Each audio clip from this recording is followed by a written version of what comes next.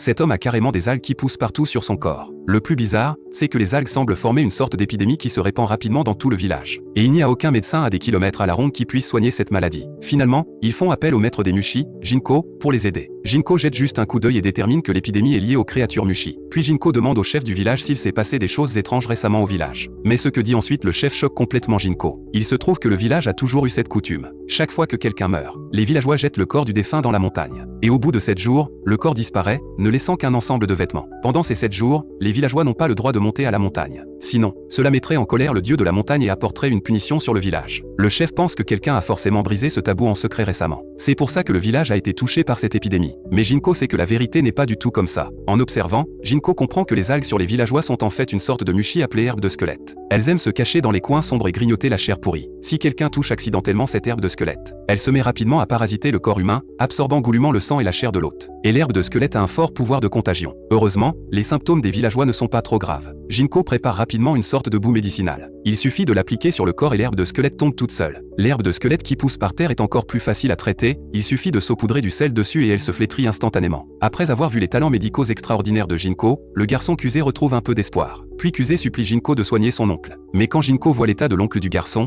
il reste figé. L'homme dégage déjà une odeur de chair pourrie. La boue médicinale qu'il a préparée ne marche plus sur lui. Jinko devine que l'homme est celui qui est monté à la montagne pendant ces 7 jours. Face aux questions de Jinko, l'homme dit la vérité. Comme le père de Kusé était mort, il voulait accompagner son frère une dernière fois. Alors il a emmené Kusé et a pris le risque de monter à la montagne. Mais ils ont vu par accident ce qui se passe avant que le corps disparaisse. Kusé était à genoux à côté du corps de son père en pleurant. L'oncle, très triste de voir ça, s'est approché pour consoler Kusé. Mais il n'a pas remarqué qu'il avait marché sur l'herbe de squelette. Après ça, l'épidémie a commencé à apparaître dans le village. Puis Jinko dit à l'homme que s'il se lave pour enlever l'odeur de pourriture et utilise la pommade, il peut guérir. Mais quand l'homme se frotte le corps au bord de la rivière, il tombe accidentellement dans l'eau. Comme ses jambes ont déjà été rongées par l'herbe de squelette, l'homme coule rapidement. Quand Jinko retrouve l'homme, il a été complètement dévoré par l'herbe de squelette.